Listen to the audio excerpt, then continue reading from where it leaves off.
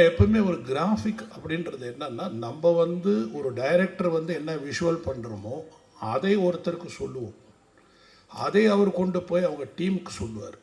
அந்த டீம் வந்து இதை செய்யும். உதாரணத்துக்கு ஒரு யானையை செய்கிறோன்னா, அந்த யானை இப்படி வரணும், அந்த யானை இப்படி பார்க்கணும், அந்த யானை இப்படி தூக்கணும், அது தண்ணியில் அப்படி போடணும். நம்ம ஒரு சீனை வந்து ஒரு டைரக்டராக நம்ம சொன்னால் அதை வந்து ஒருத்தர் புரிஞ்சுக்கிட்டு போய் அவர் சொல்கிறது நம்ம நினச்சது வந்து தான் தெரியாது. நம்ம என்ன சொன்னோமோ அதை அவர் புரிஞ்சுதா, அவர் கரெக்டாக போய் ரீச் பண்ணாரான்னு தெரியாது.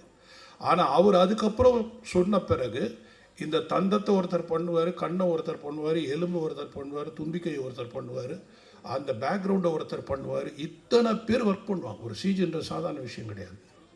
கிட்டத்தட்ட 55 பேர் மேலே ஒர்க் பண்ணுவாங்க ஒரே ஒரு விஷயத்துக்காக.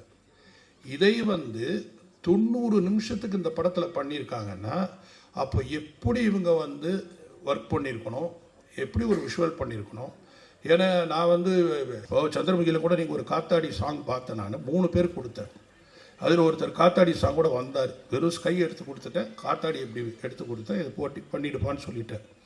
அவர் எடுத்துகிட்டு வந்து கொடுத்த உடனே காத்தாடி வந்து ஸ்கையில் ஷேடோ இருக்குது.